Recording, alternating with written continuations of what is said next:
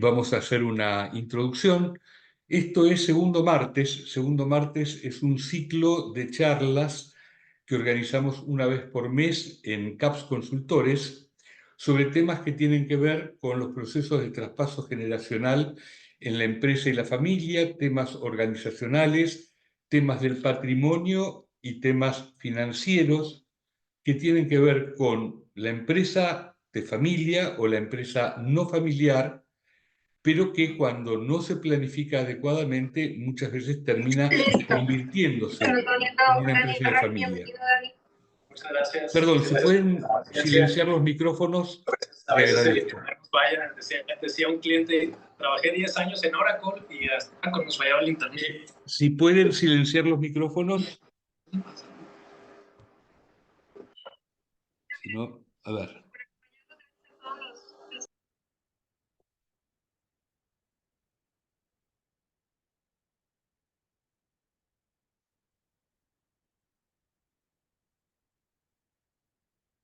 Bien.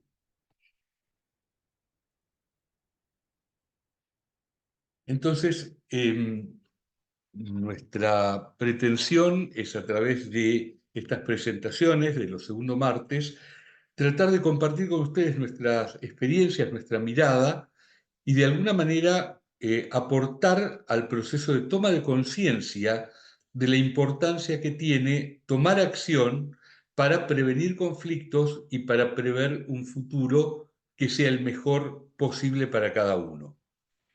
Digamos que en general las técnicas con las que nosotros trabajamos tienen que ver con la planificación patrimonial y sucesoria en empresa y familia.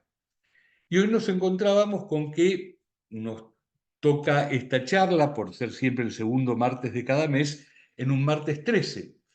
Y martes 13 nos convoca siempre a esta cuestión de la mala suerte, y por eso a esta presentación de hoy la hemos llamado de esta manera. Nos preguntamos, martes 13, y decimos, la planificación sucesoria trae suerte. ¿Y esto por qué lo decimos de esta manera? Resulta que yo había presentado mi primer libro, Pensar la herencia, y me habían convocado de una compañía de seguros para dar una charla con asesores de seguros de todo el país.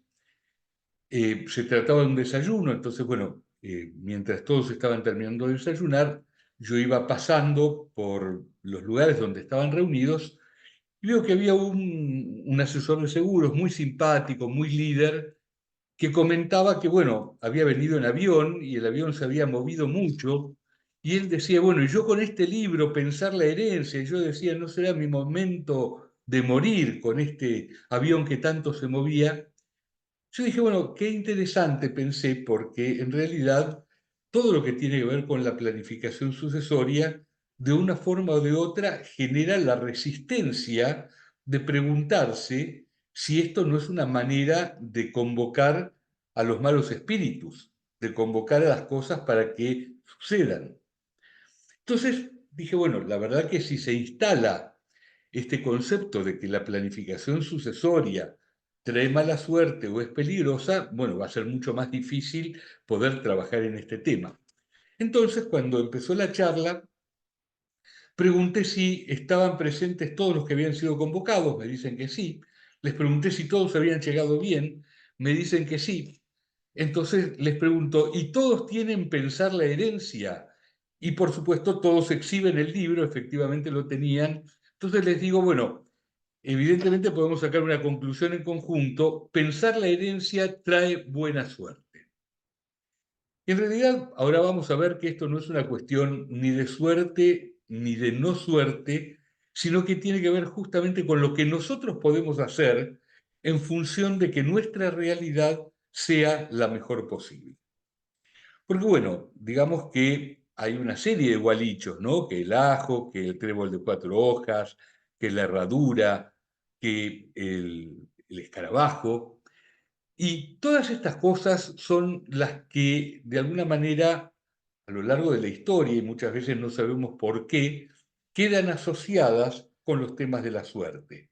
Cierto tipo, por supuesto, es de muy mala suerte pasar por debajo de una escalera o que se nos cruce un gato negro, Y hay otras cuestiones que son las que combaten la mala suerte. Pero así como hay muchos camiones que tienen expresiones, gracias a los viejos, yo no solamente tengo suerte, sino que además trabajo por mi suerte, bueno, acá decimos yo planifico y eso me trae buena suerte. Y vamos a ver por qué. Vamos a ver por qué el hecho de planificar seguramente nos ayuda a que las cosas funcionen mejor. Y para eso vamos a empezar por definir en particular la planificación sucesoria, que es el conjunto de estrategias para una transmisión hereditaria que responda a los intereses y deseos del heredante, o sea, del titular actual del patrimonio, y a las necesidades de su entorno afectivo en un marco de equidad. Entonces, planificación, por definición, siempre tiene que ver con el hecho de fijar estrategias. Y así como se puede pensar en una planificación urbana, se puede pensar en una planificación escolar, se puede pensar en la planificación de la construcción de un edificio o en la planificación de un partido de fútbol, donde uno se fija metas y los pasos para lograrla. En general, la planificación implica eso, fijarse metas y los pasos adecuados para lograr esas metas. En el caso de la planificación sucesoria, lo pensamos en función de un hecho en particular, que es el hecho de que en algún momento nuestro patrimonio va a ser transmitido a determinadas personas. Entonces pensamos en los intereses y deseos del titular del patrimonio y en las necesidades del entorno afectivo, o sea, de las personas que rodean al titular del patrimonio, y que todo esto tenga el máximo de armonía que resulte posible. Por eso hablamos de un marco de equidad. Y algunas ideas complementarias para entender la planificación sucesoria. Una es tomar los asuntos de la vida teniendo en cuenta la posibilidad del retiro y la certeza de la muerte. Por eso es que nos definimos como mortales. Eso es lo que sabemos que va a ocurrir. Lo que no sabemos es cuándo va a ocurrir.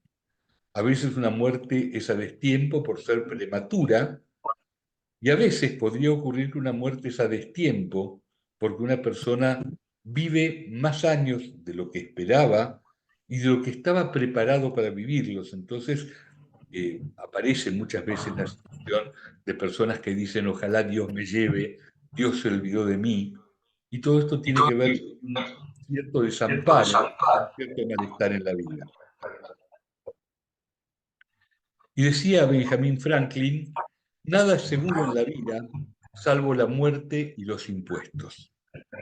¿Ah? Entonces, si partimos de esa base, la negación habitual de la sociedad occidental respecto de nuestra condición de mortales, en definitiva, podría pensarse como una irresponsabilidad, como un negar algo que si en lugar de negarlos lo asumimos como parte de la realidad, probablemente nos permitiría vivir mejor, vivir más tranquilos, probablemente haciendo las cosas necesarias para proteger a nuestro entorno, pero también haciendo lo necesario para vivir de la mejor manera posible. Nosotros decimos que la planificación sucesoria tiene 4 grandes pilares. Y esos pilares son, por un lado, la protección, y después vamos a ver específicamente qué significa cada uno de ellos. Por otro lado, la armonía, la proyección, y esto tiene que ver con los proyectos, y la trascendencia. Entonces ahora vamos a ver cada uno de estos pilares y por qué el hecho de planificar lo podemos relacionar con la suerte.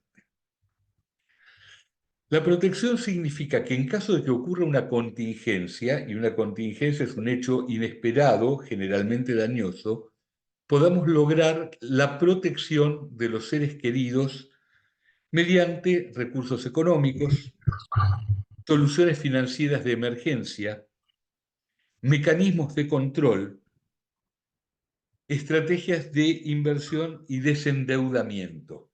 Ocurre muchas veces que una persona que está produciendo permanentemente porque está trabajando, está generando ingresos, al mismo tiempo está muy endeudada. Entonces, la pregunta es, bueno, ¿qué pasaría si esa persona no puede seguir trabajando? Sea en forma permanente o sea en forma provisoria. Entonces, ¿cómo se puede hacer para que lo que hoy está en una situación de equilibrio se pueda mantener en equilibrio aun si esa persona no está en condiciones de trabajar?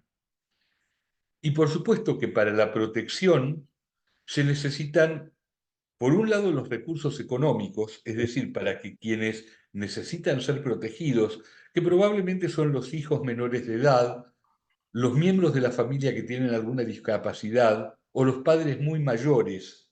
Entonces son personas que necesitan recursos que probablemente les proveen las personas que trabajan cotidianamente. Pero no solamente necesitan recursos económicos en general, sino que a veces se necesita, para la emergencia que genera la crisis, se necesita de recursos extraordinarios. Supongamos que lo que ocurre es un accidente o que ocurre una situación como puede ser el incendio de una casa, entonces poder tener soluciones financieras de emergencia es una de las alternativas que da realmente seguridad. Y cuando decimos mecanismos de control, yo diría que no es solamente control, sino que también es la posibilidad de administrar eficientemente el patrimonio de personas que no pueden manejarse por sí mismas. Imaginemos, por ejemplo, los chicos menores que no solamente necesitan tener patrimonio, sino que necesitan que alguien de confianza y con el saber necesario pueda administrar adecuadamente ese patrimonio, por lo menos hasta que lleguen a la madurez necesaria para administrarlo ellos mismos. Bueno, entre otros instrumentos que tienen que ver con la protección, uno importantísimo son los seguros y en particular los seguros de vida. Y esto puede ser un seguro de vida con ahorro, que es lo que normalmente se ofrece en el mercado, pero a veces también una cobertura por discapacidad, porque ocurre que el asegurado no fallece, sino que queda incapacitado para trabajar. Entonces el hecho de poder tener una renta que cubra ese riesgo da mucha tranquilidad. A veces se necesita realmente un seguro de vida y no hay dinero para pagar por ese ahorro que normalmente va con el seguro. En realidad el ahorro es un complemento de los seguros de vida, entre otras cosas, justamente para llamarlo seguro de vida. En lugar de llamarlo seguro de muerte, para llamarlo seguro de vida se dice, bueno, y esto te va a dar un resultado. En caso de que te mueras, porque tu familia va a recibir una cantidad de dinero.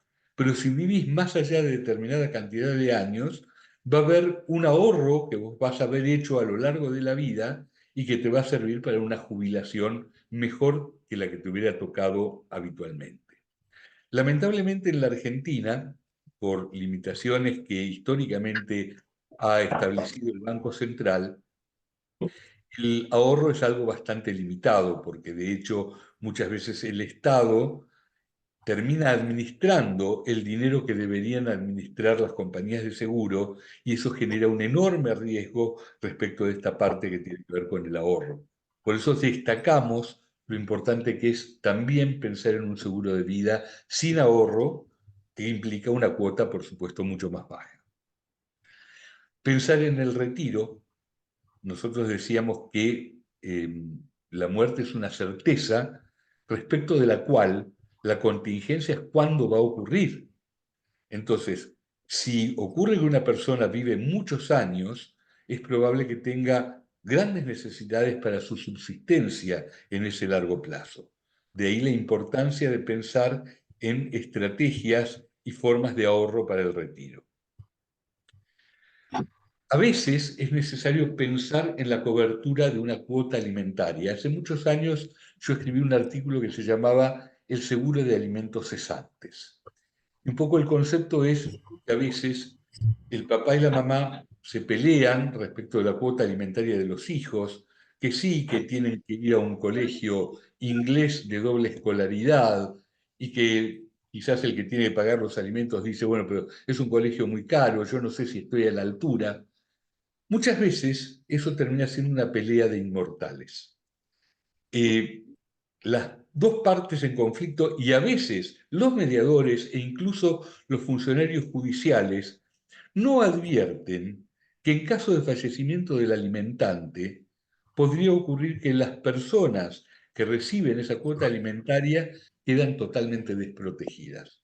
Entonces poder pensar quizás en que el colegio o la actividad que se piense para los hijos sea un poco menos costosa, pero que se aplique una parte del dinero para la cobertura de un seguro de vida de alimentos cesantes en caso de fallecimiento del alimentante, es una medida de precaución realmente muy importante. Bien, y así como hablamos de protección, y la protección por definición tiene que ver con personas que no están en condiciones de obtener sus recursos, a veces, por ejemplo, en una familia donde ya todos los chicos son mayores, donde afortunadamente nadie tiene una discapacidad, quizás lo que está en juego es pensar en la armonía, pensar cómo hacer para que todos se lleven bien en el presente y para que puedan llevarse bien en el futuro. Y esto implica evitar conflictos familiares causados por diferencias en los intereses económicos, lograr que la transmisión hereditaria refleje los valores del heredante. Y esto implica pensar si se va a definir sobre la base de la equidad, si se va a definir sobre la base de la igualdad, si se va a tomar en cuenta algún reconocimiento por algún acto o por alguna función que ha cumplido históricamente alguno de los hijos, si se va a pensar en darle un incentivo a algún miembro de la familia.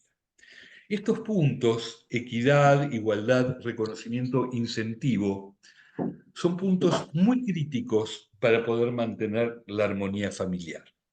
Porque resulta que cuando en una familia no están claros estos valores, no están claros los ejes en función de los cuales se toman las decisiones de planificación sucesoria, siempre quedan algunos como aparentemente beneficiados y quizás injustamente beneficiados a los ojos de los otros, y otros quedan como perjudicados.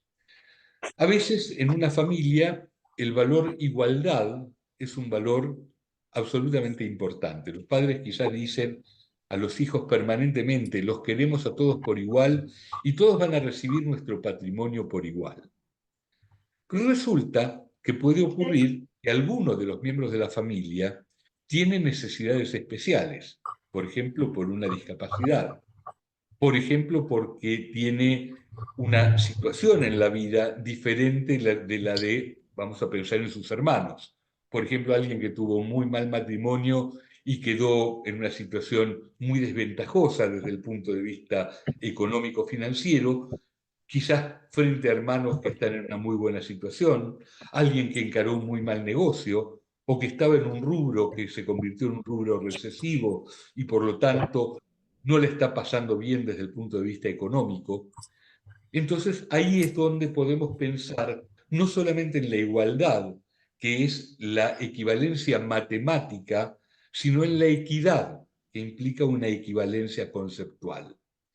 La equidad se parece bastante a este gráfico que tenemos donde hay tres bolos que están de un lado, uno que está del otro, y quizás tiene menos peso que los anteriores. Pero bueno, la equidad a veces consiste en poder equilibrarlo, en poder darle el peso necesario para que quede en un equilibrio total con los otros. A veces la equidad consiste en darle algo en particular a alguna persona que necesita de esos recursos especiales, porque no se los puede lograr por sí misma. O a veces implica pensar en las diferencias que hubo entre los distintos hijos a lo largo de la vida. A veces ocurre que quizás los hijos mayores no tuvieron las mismas posibilidades económicas que los menores. Entonces quizás los menores fueron a un colegio que les permitió hacer muy buenas relaciones personales, que les permitió aprender idiomas, cuestiones de informática y demás, y quizás los mayores fueron a una escuela muy elemental. Bueno, quizás hay que equilibrar estas diferencias, o al contrario, a veces se dice, no, no voy a equilibrar nada, fue la vida que le tocó a cada uno. Lo importante en este punto es pensarlo. Es decir, por eso nosotros decimos pensar la herencia. No dejar que las cosas sucedan como si fueran simplemente un accidente, sino reflexionar. Tratar de ver qué es lo mejor para nuestra familia, para nuestros propios intereses y para los intereses de las personas queridas. A veces se trata de reconocer, por ejemplo, el esfuerzo de algún miembro de la familia, esfuerzo que puede tener que ver con nuestros intereses o no. Supongamos, dos de los hijos de un matrimonio son comerciantes y el tercero o la tercera es investigador o investigadora y gana un sueldo mínimo y en realidad los que son comerciantes tienen excelentes ingresos, les va realmente muy bien. Y el otro o la otra persona que se dedica a la investigación no tiene los recursos que tienen sus hermanos, pero quizás está haciendo una labor de mucha importancia social. Bueno, quizás una manera de reconocer a esa persona es a través de la herencia. Y a veces se puede pensar en un incentivo, en darle a alguien algo para que esa persona pueda crecer en función de eso recibido. La proyección. Hasta aquí hemos hablado de la armonía y ahora vamos a hablar de la proyección. La proyección tiene que ver con los proyectos. La proyección tiene que ver con un proyecto nuevo que queremos que se desarrolle, que queremos poner nuestra energía porque consideramos que ese proyecto es bueno desde el punto de vista económico o desde el punto de vista social, desde el punto de vista cultural, desde el punto de vista de nuestras pasiones personales y también tiene que ver con las empresas.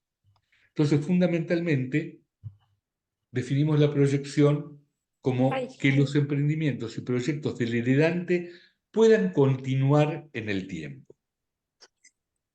Y esto implica poder definir un plan estratégico. Eventualmente, si se trata de una empresa, poder designar a directores y gerentes, poder armar una estructura en relación a esto,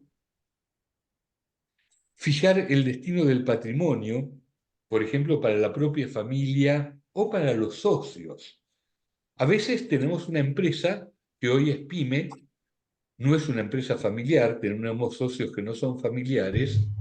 Decimos, bueno, y en caso de fallecimiento de alguno de los socios, ¿cuál debería ser el destino de esta empresa? Y a veces llegamos a la conclusión de que lo que deseamos y lo que nos conviene es ir forjando una empresa multifamiliar. Esto significa prever que en el futuro se van a ir integrando los respectivos herederos de cada uno de los socios. Y esto implica, por definición, trabajar en la conciencia de cada uno de ellos para que entiendan lo importante que es hacer las cosas para la preservación del proyecto común, mucho más que para el desarrollo individual de cada uno. Es como hermanarse con los socios, convertir, aunque no haya un abuelo en común, pero convertir a los socios en hermanos y por lo tanto que los hijos empiecen a entrenar para funcionar como si fueran primos. Este es uno de los modelos posibles, el de la empresa multifamiliar. Pero a veces pensamos exactamente lo contrario. Decimos, en realidad, nuestra familia no está ni preparada ni motivada para formar parte de esta empresa, y lo mejor que puede ocurrir para la continuidad de esta empresa es que continúe en cabeza de las personas que están preparadas para ello y motivadas para ello. Y en realidad, si nuestra familia participara de la empresa, lo único que le estaríamos transmitiendo es un dolor de cabeza, una responsabilidad para la que no están preparados. Entonces, exactamente al revés de cómo nos estábamos planteando el régimen de empresa multifamiliar, podemos hacer exactamente lo opuesto y establecer lo que se llama un acuerdo de continuidad o acuerdo de compraventa empresaria por el cual en caso de fallecimiento de alguno de los socios, la parte del socio fallecido pasa al resto de los socios y la familia del socio fallecido recibe una cantidad de dinero equivalente al valor de la participación societaria, que por lo menos en parte va a provenir de un seguro de vida y el resto va a ser pagado en cuota por los socios convertidos en compradores. ¿Qué es lo que tiene de bueno pensar en estas dos alternativas? Si creemos que lo mejor es una empresa multifamiliar con participación de las familias de todos los socios, hay que formar a esas familias, hay que formar a los líderes de la siguiente generación.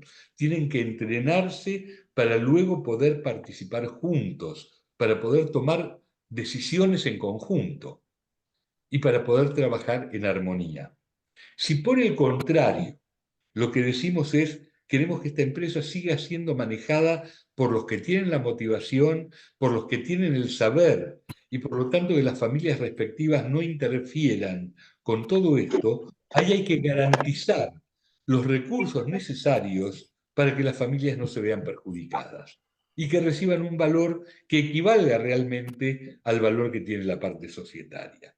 Pensemos que si esto no está resuelto de manera preventiva, hay diferentes riesgos que son muy complicados. Uno de los riesgos es que se incorporen en la empresa personas que no están motivadas o personas que no están formadas para poder participar adecuadamente en la empresa. Pero hay más, no solo no están motivadas y no están formadas, sino que muchas veces a lo largo del tiempo se sintieron excluidas, porque como no hay una filosofía de empresa familiar, en muchos casos son personas que sintieron que ellos no tenían lugar dentro de la empresa.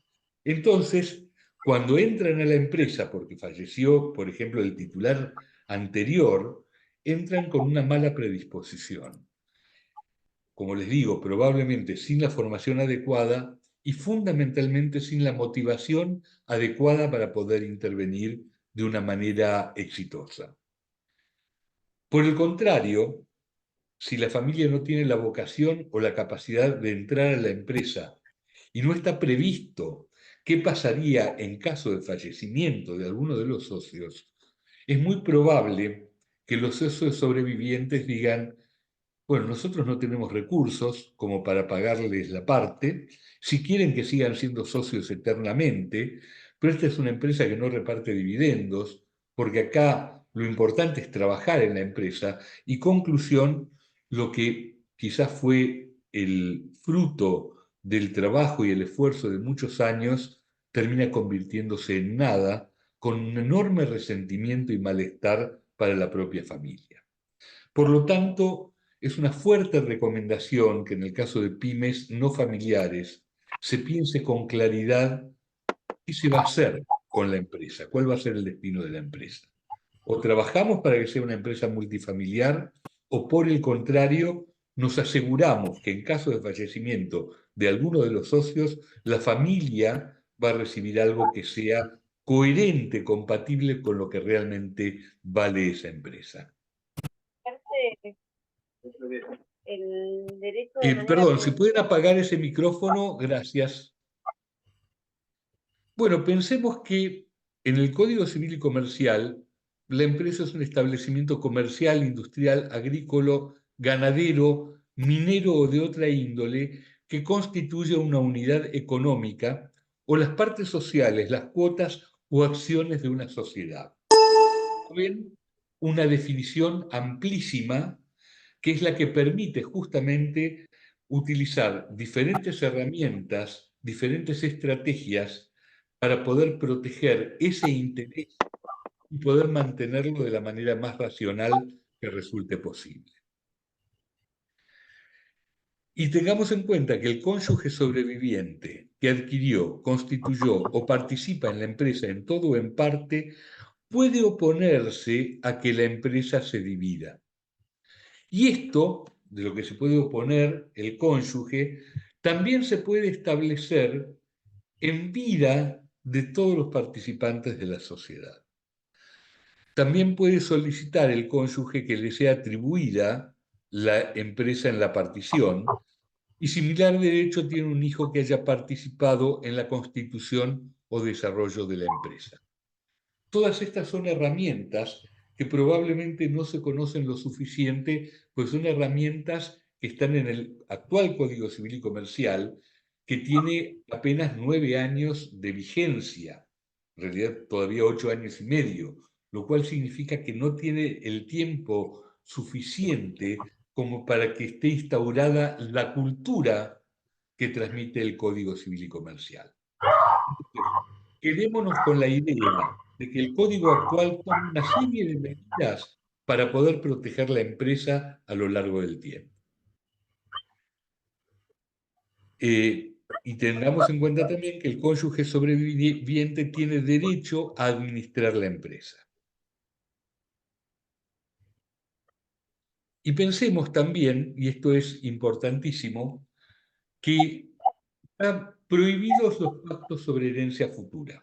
Esto históricamente ha sido así porque, imagínense la época de los romanos, que alguien que estuviera peleado con su padre iba a un usurero y le decía al usurero: te vendo la herencia de mi padre. ¿Y tu padre se murió? No, no, mi padre vive.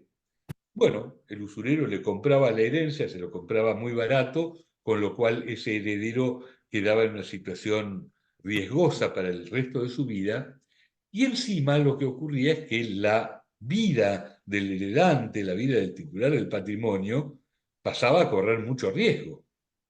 Entonces, ya desde la época de los romanos, se prohibieron los pactos sobre herencia futura. Uno no puede vender una herencia que todavía no tiene. Sin embargo, actualmente, y esto es también propio del nuevo Código Civil y Comercial, los pactos relativos a una explotación productiva o a participaciones societarias de cualquier tipo, con miras a la conservación de la unidad de gestión, es decir, para evitar el conflicto en el manejo de la gestión, o a la prevención o solución de conflictos, pueden incluir disposiciones referidas a futuros derechos hereditarios y establecer compensaciones en favor de otros legitimarios.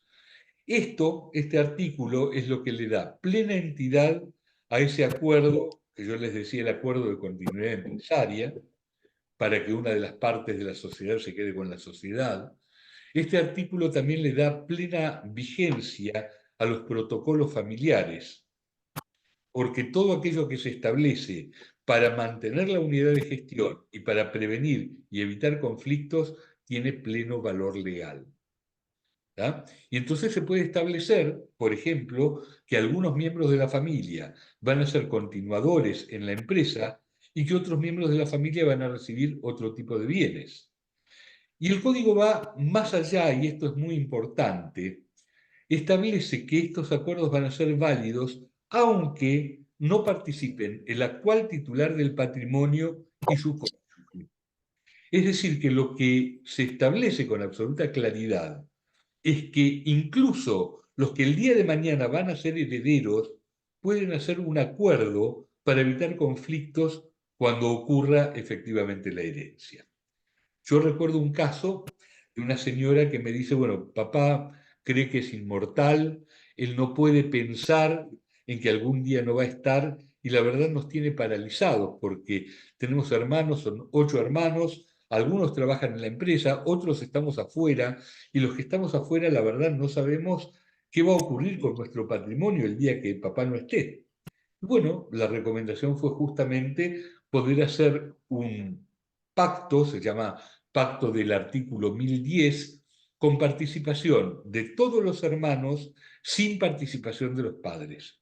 Y ese pacto es plenamente legal, tiene pleno valor legal. Lo único que podría ocurrir, pero que normalmente no pasa por ahí la cuestión, sería que ese padre o esa madre decida enajenar su patrimonio o decida dejarlo por testamento o en parte a alguno de los herederos, y eso podría complicar la historia. Pero normalmente los pactos se hacen entre quienes no son actualmente herederos justamente porque lo que hay es un proceso de mucha negación por parte de los titulares actuales.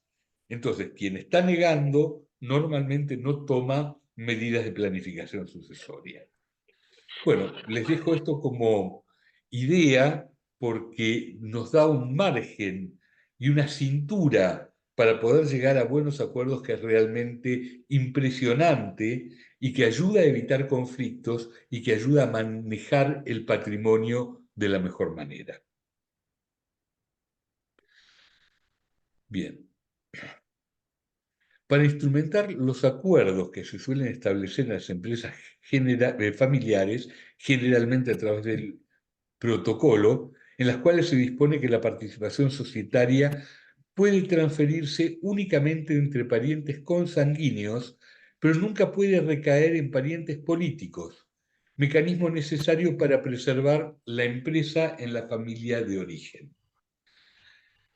Entonces, a veces, así como nosotros decíamos que en las empresas no familiares el acuerdo de continuidad empresaria puede tener por objetivo que la empresa continúe en manos de los socios sobrevivientes y la familia del socio fallecido recibe una cantidad de dinero, también se pueden aplicar estos acuerdos en las empresas familiares como un mecanismo para que las participaciones societarias nunca queden en manos de los parientes que no son consanguíneos, los parientes políticos.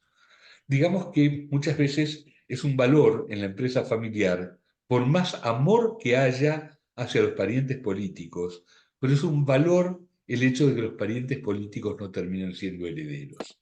¿Por qué? Porque podría ocurrir, y ya les digo, aún en el mejor de los casos, con la mejor relación, incluso aún en los casos en que los parientes políticos trabajan en la empresa o forman parte de la dirección de la empresa. Pero podría ocurrir que por fallecimiento de un pariente consanguíneo, el pariente político recibe una parte de la herencia.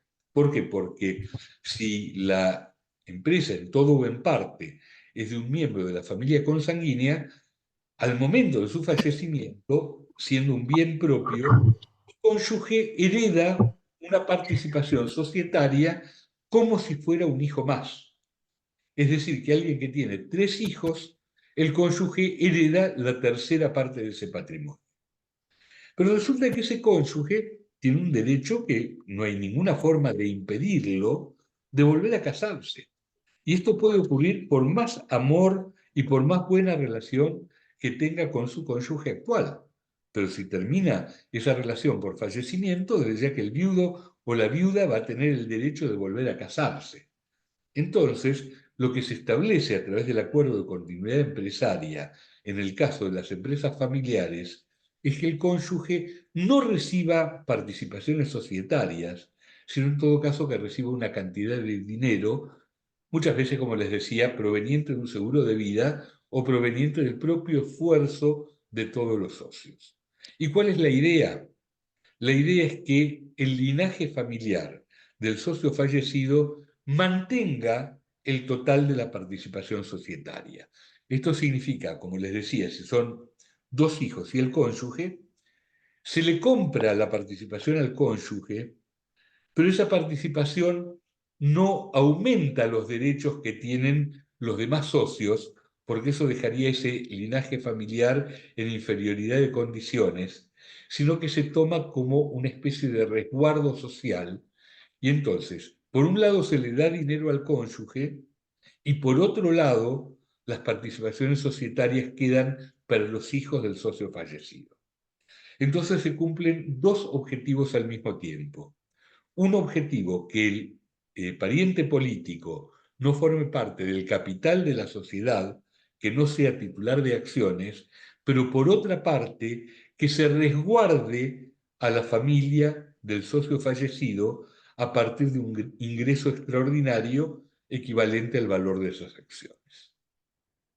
Nosotros lo estamos manejando de esta manera desde hace muchos años, porque en teoría uno lo que podía pensar era que si se le pagaban las acciones al cónyuge, al viudo o a la viuda, Entonces esas acciones tenían que mejorar la participación de todos los socios.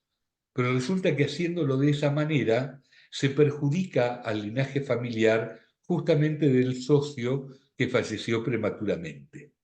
Entonces, este mecanismo, tal como yo se los describí, es una forma de proteger, incluso económicamente, a la familia que está más desguarnecida, que es la que perdió a alguno de sus integrantes de manera prematura. Bueno, y un elemento que no debemos minimizar, pero que lamentablemente en la sociedad muchas veces no se toma en cuenta, son los seguros de hombre y mujer clave. ¿En qué consisten? Son seguros que son tomados por la empresa, no son tomados en forma individual, y es para cubrir a la empresa frente al costo que tendría reemplazar a una persona clave de la organización que fallece o se incapacita. ¿Tá? Muchas veces el hombre clave puede, o la mujer clave, puede ser el gerente o la gerenta general, puede ser alguien que maneja un aspecto tecnológico especialmente importante de la empresa, puede ser un o una vendedor o vendedora especialmente clave en las relaciones de la empresa. Lo importante es identificar quién es la persona clave y entonces pensar cuánto le costaría a la empresa el hecho de privarse de la participación de esa persona. ¿Ah? Muchas veces nos damos cuenta de que es un riesgo enorme, que si la empresa no tiene a esa persona en particular, puede resentirse mucho. Entonces, la figura del seguro de protección de hombre o mujer clave es muchas veces la solución financiera para este tipo de situaciones.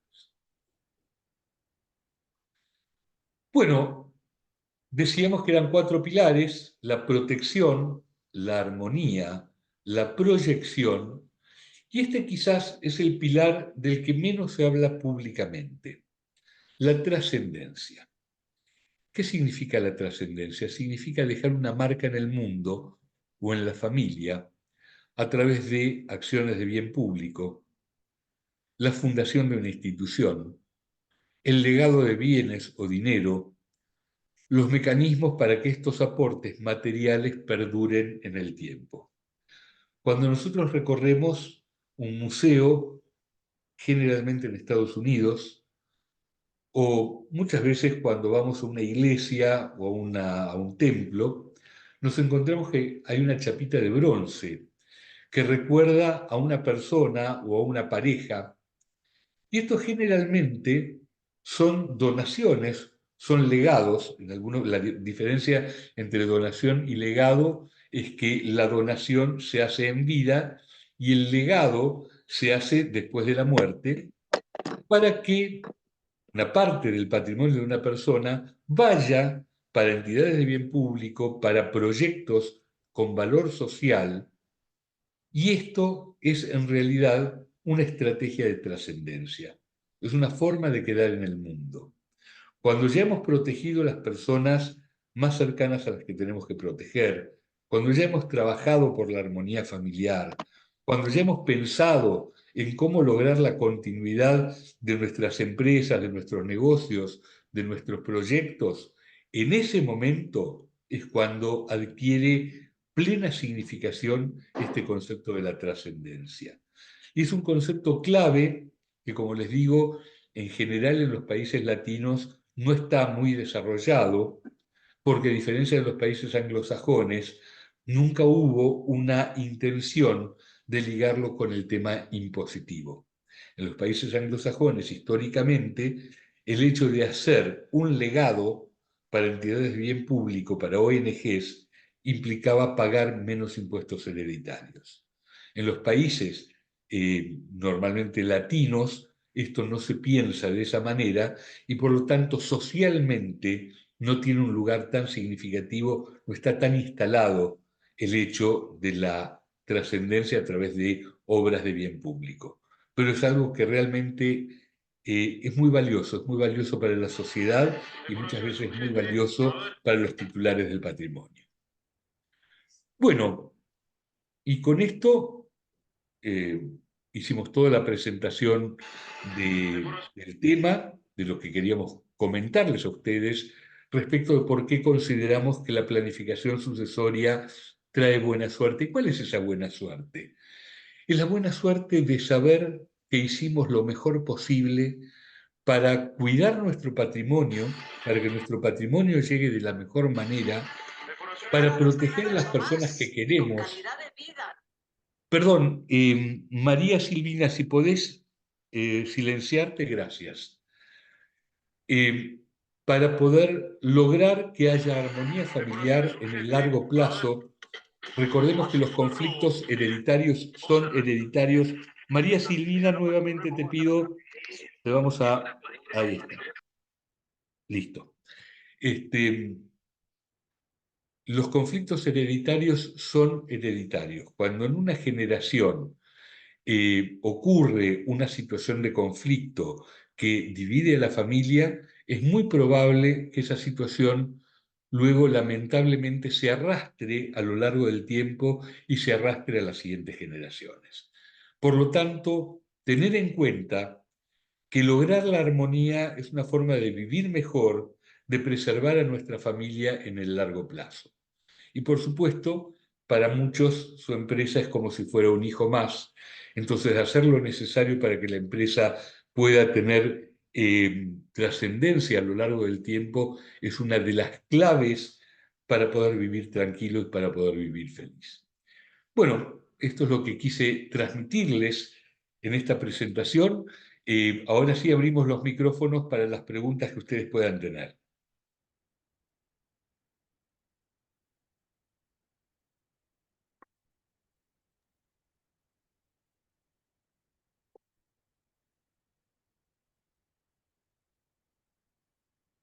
Buen día, Leonardo. No sé si puedo preguntarte algunas cosas. Adelante, Sandra. Bueno, gracias. Quisiera como profundizar un poquito más, si es posible, sobre esto de la sucesión de la empresa, si se puede desheredar algún hijo a través de ese artículo 1010 que vos pusiste, lo nombraste, si es factible desheredar algún hijo en función del reconocimiento de otro. Bien. Bueno, en la Argentina el Instituto de la Desheredación actualmente no existe por ninguna causa. Antes, hasta el año 95, perdón, no 95, hasta el año 2015, teníamos una posibilidad de desheredar cuando un hijo, por ejemplo, agredía de una manera muy violenta a su padre o al cónyuge de su padre o madre. O cuando había un tema de alimentos, por ejemplo, un hijo no prestaba alimentos a sus padres. Actualmente la ley no permite la desheredación, en todo caso hay otro instituto que se llama indignidad, pero de esto se tienen que hacer cargo los otros herederos para decir fulanito o fulanita no tiene derecho a recibir la herencia porque es indigno de recibirla, pero esto es materia de un juicio. Entonces, como principio fundamental, la desheredación en nuestro sistema no existe. Lo que existe es un sistema de legítimas hereditarias, es decir, que lo que cada heredero forzoso tiene que recibir es lo que se llama la parte legítima hereditaria. Herederos forzosos son los hijos, en el caso de los bienes propios, también el cónyuge, y en el caso de que no haya hijos, en lugar de los hijos, los padres. Entonces, los herederos forzosos son los que tienen derecho a una parte del patrimonio. Eso es lo que se llama legítima hereditaria. ¿Cómo se calcula la legítima hereditaria? En el caso de los hijos, la totalidad de la legítima hereditaria para todos los hijos o para todos los herederos habiendo hijos es 2/3 partes del patrimonio. Es decir, que si alguien tiene 100, 66,66 obligatoriamente tiene que ir para todos los hijos. Esto reconoce una excepción, una única excepción, que es cuando hay una persona con discapacidad entre los herederos Y entonces esa persona con discapacidad va a poder recibir una tercera parte adicional de lo que le hubiera correspondido al resto de los herederos. Salvo esa excepción, en todos los demás casos, los herederos forzosos tienen que recibir su parte de legítima hereditaria. Es decir, que si hay un cónyuge y dos hijos, y estamos hablando de un bien propio, el cónyuge hereda como si fuera un hijo más. Entonces, la legítima hereditaria es el 66,66%, como son tres personas, cada uno de los tres, cónyuge y cada uno de los hijos, debe recibir el 22,22% del patrimonio. Ese 22,22% se tiene que recibir, pero lo que establece actualmente la ley es que no estamos obligados a que se reciba en una participación societaria. Se puede establecer de antemano diferentes figuras. Una de las figuras es la posibilidad de compensar a alguno de los herederos forzosos, sea con otros bienes, y esto implicaría hacer una partición del patrimonio, o sea directamente con una cantidad de dinero que puede provenir de diferentes fuentes. Una de las fuentes puede ser un seguro de vida y otra de las fuentes puede ser establecer un modo como se le va a ir pagando a ese heredero la parte correspondiente. Es decir, que si yo les diría que una forma de entender todo esto es pensar en las figuras del hard y del soft. Ustedes vieron que nosotros tenemos en la computadora un hard, que es la máquina en sí misma, y un soft, que es el cómo corre la máquina, cómo se aplican las potencialidades de la máquina. Bueno, podríamos decir que en la sucesión también hay un hard y un soft. El hard es la legítima hereditaria y el soft es cómo se aplica esa legítima hereditaria para lograr determinado tipo de objetivos. ¿Y es lo mismo en el caso de una SA o una SRL o en el caso de Sí. una... sí, es exactamente lo mismo. Sí, o sea, conceptualmente es lo mismo, la manera de hacerla puede variar en algunos aspectos, o sea que cuando profundizamos en el estatuto societario o el contrato de la sociedad podemos encontrarnos con algo que de alguna manera sea diferente. Incluso puede ocurrir en una SRL que indefectiblemente haya determinados cargos o determinadas funciones que sean lo que en latín se llama intuitu personae, o sea que necesariamente deben ser cumplidas por determinadas personas, y por lo tanto puede ocurrir en determinado tipo de sociedades que no sean bienes heredables. Casualmente, esto ocurre, por ejemplo, en los estudios profesionales, donde puede ser una condición para formar parte del estudio el hecho de tener la formación y el título habilitante correspondiente. Entonces, cuando estamos frente a una sociedad que no es una sociedad patrimonial, estamos en una situación equivalente a la que implicaría ser socio de un club. Si yo soy socio de Gimnasia y Esgrima y me muero, mis hijos no pueden ir a Gimnasia y Esgrima porque yo era socio. Tendrán que aceptarlos a ellos como socios. Bueno, en ciertas sociedades no patrimoniales y que manifiestamente son intuitu personae, o sea, relacionadas a la calidad del socio actual, es posible que esos no sean bienes heredables.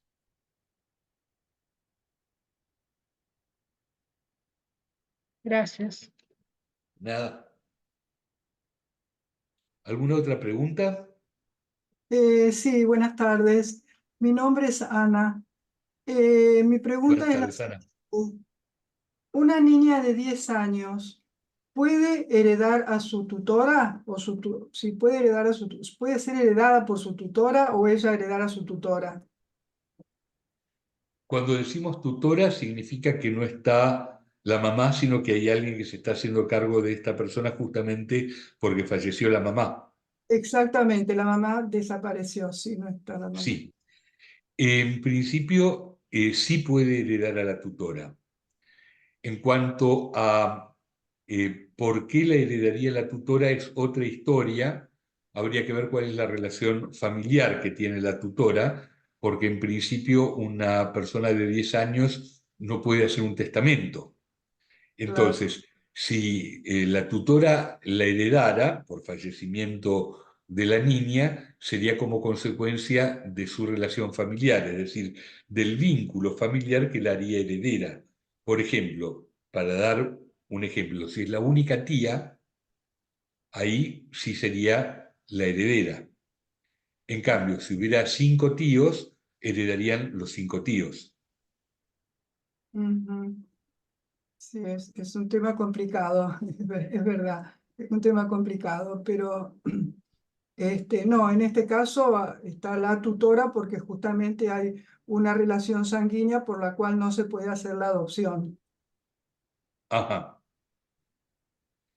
Eh, Bueno, Bien, bueno, es un caso muy particular y hay que analizarlo muy a fondo, eh, digamos, y sobre esa base ver cuáles son los riesgos existentes y si hay alguna manera de solucionarlos. Ujú. Bueno, muchas gracias. Nada. ¿Alguna otra Leonardo, pregunta? Sí. sí, Leonardo, ¿cómo estás? Susana Brunstein, ¿cómo andamos? Hola, Susana, ¿cómo estás? Bien, ¿y vos? Todo muy bien. Muy interesante, muy interesante. Decime, Gracias. ¿cómo podríamos, a ver, esto que nos transmitiste, ¿sí? ¿Cómo tendríamos que propagarlo, difundirlo? ¿Sería a través de ciencias económicas, de contadores, de abogados? ¿Cómo podríamos hacer para hacer un poco de educación y que les motive la inquietud? Bueno, básicamente desde ya, tanto el PowerPoint como esta presentación quedan a disposición de ustedes. Les vamos a hacer llegar la grabación. Nosotros tenemos un newsletter que es temas de empresa y familia, que se pueden suscribir en temas-del-medio caps.com.ar y ahí si se suscriben tienen acceso a más de 250 artículos sobre toda la temática porque es un newsletter que existe desde el año 1997. La experiencia indica que normalmente el hecho de compartir artículos o compartir también podcast, y también pueden compartir algún podcast de nuestro sitio web donde está nuestro programa de radio, empresa y familia radio.com, es lo que más suscita conciencia en las personas.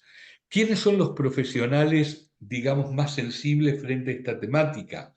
Abogados, contadores, escribanos, psicólogos, profesionales de seguros y de finanzas, y normalmente aquellos que están más ligados con las empresas pymes, porque normalmente las empresas pymes y los espacios de personas con discapacidad y los espacios de derecho de familia son los que están como más, yo les diría, expuestos a este tipo de temas.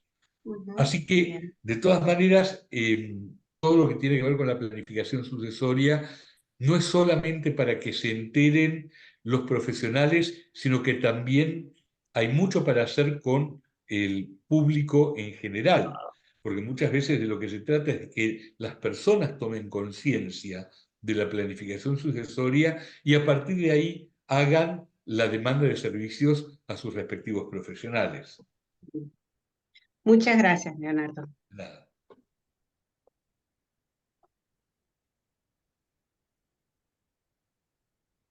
¿Viste?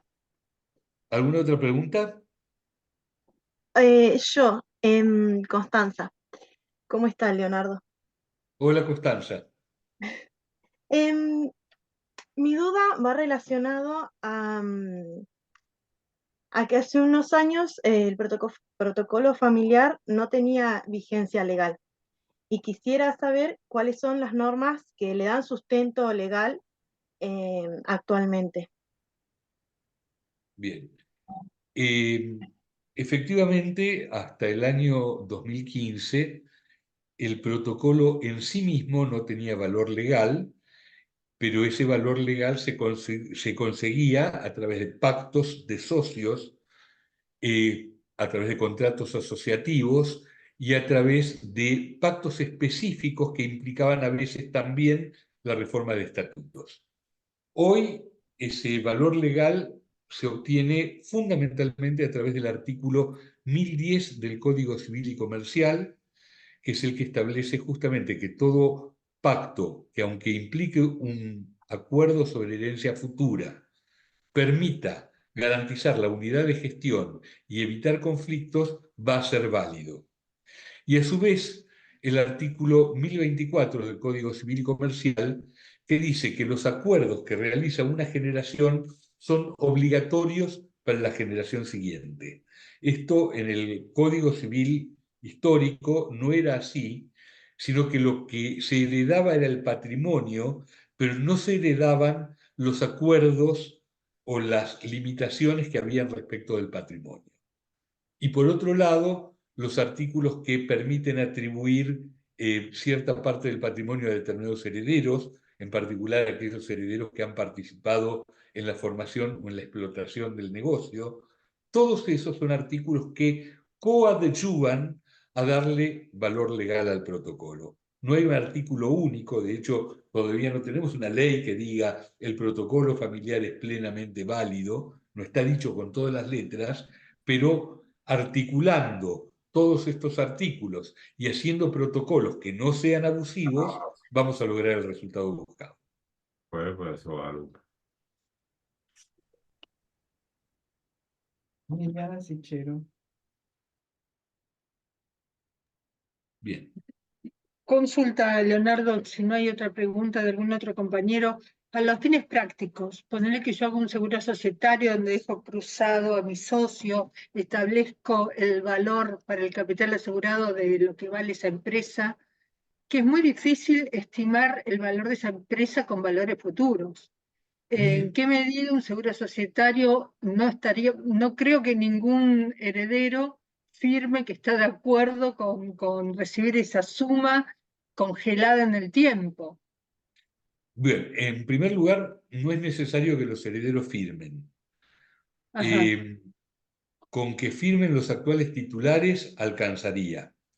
Ujú. Normalmente en la Argentina ni siquiera tratamos de que el seguro societario cubra el total del valor de la empresa. Yo siempre cuento una anécdota, es cierto, esto ocurrió, cuando un cliente mío cordobés le dijeron lo que tenía que pagar de seguro, dijo, por esa plata prefiero no morirme, dijo. ¿Tá? Ocurre que los seguros en la Argentina son mucho más caros que, por ejemplo, un seguro en Estados Unidos. Les aclaro, si quisiéramos contratar un seguro en Estados Unidos para asegurar personas de la Argentina, ese seguro está prohibido por la ley, se considera una operación offshore y se considera contrabando. Es decir, que sería una operación no permitida. Ahora, si se pudiera hacer, ocurriría que el porcentaje de lo que cobra una compañía norteamericana por el seguro es muchísimo menor de lo que se cobra en la Argentina.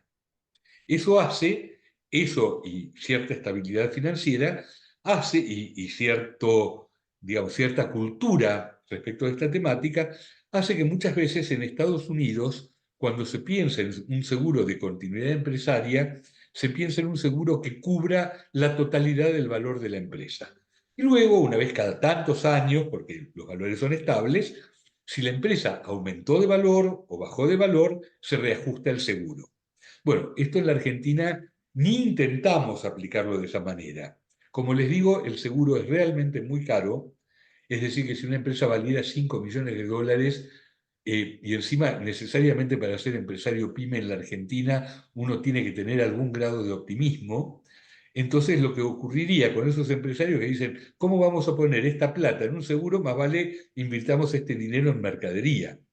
Entonces lo que normalmente se hace es que el seguro cubra en el orden del 20 o el 30% del valor real de la empresa. Entonces el seguro queda fijo y lo que se hace es todos los años revisar el valor de la empresa y se establecen las pautas para hacer esa valuación, yo diría, de ajuste todos los años. Por ejemplo, una pauta es que no se toma el último año, se toman los últimos 3 años.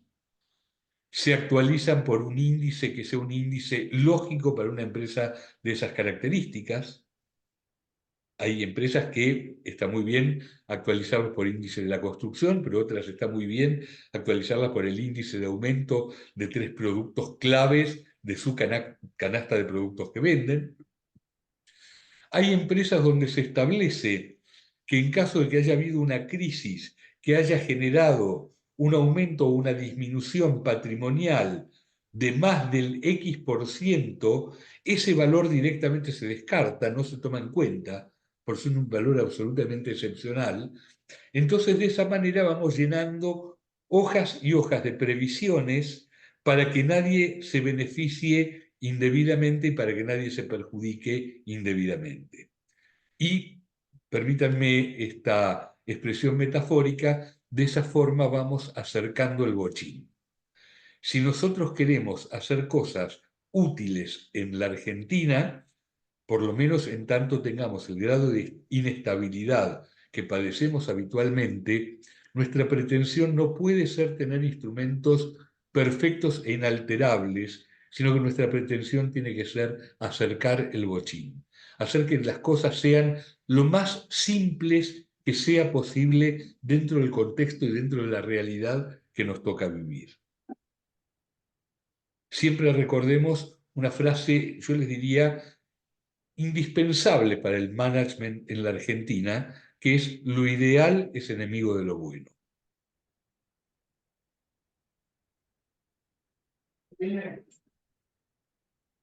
Gracias. No. Muchas veces en los protocolos nosotros incluimos una cláusula cuando establecemos las pautas para la compra-venta de participaciones societarias, pero establecemos una especie de veda. Decimos que cuando hay una turbulencia económica de más de un determinado porcentaje, nadie compra y nadie vende. Pues es una forma de evitar vencedores y vencidos, de evitar alguno que se enriquezca con una situación determinada y otro que termine lamentándose de que estaba muy apretado y en un momento tomó la decisión equivocada. Bueno, este tipo de herramientas, este tipo de vedas son propias de una economía como la economía argentina. Entonces son instrumentos necesarios para que las cosas puedan funcionar con algún grado de equilibrio.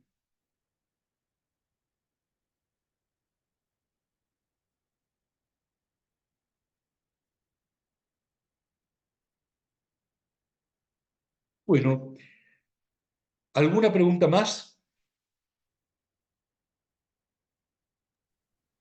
Sí, Bueno, Leo. sí, Carlos. adelante, Carlos. Sí, te quería hacer una consulta en cuanto a la trascendencia de la empresa familiar.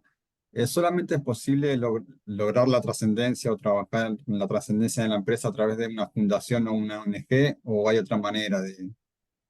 Nosotros diferenciamos entre trascendencia, que tiene que ver con la trascendencia personal, con el deseo de una persona de que su memoria sea respetada y honrada a lo largo de las generaciones y del tiempo, y diferenciamos eso de la continuidad de la empresa. Es una cuestión de nomenclatura, no es que esto científicamente tenga que ser de esta manera, pero así lo pensamos nosotros. O sea, por un lado pensamos en la continuidad de la empresa. Y por otro lado, pensamos en la trascendencia como algo que tiene que ver con los valores y con el bien público.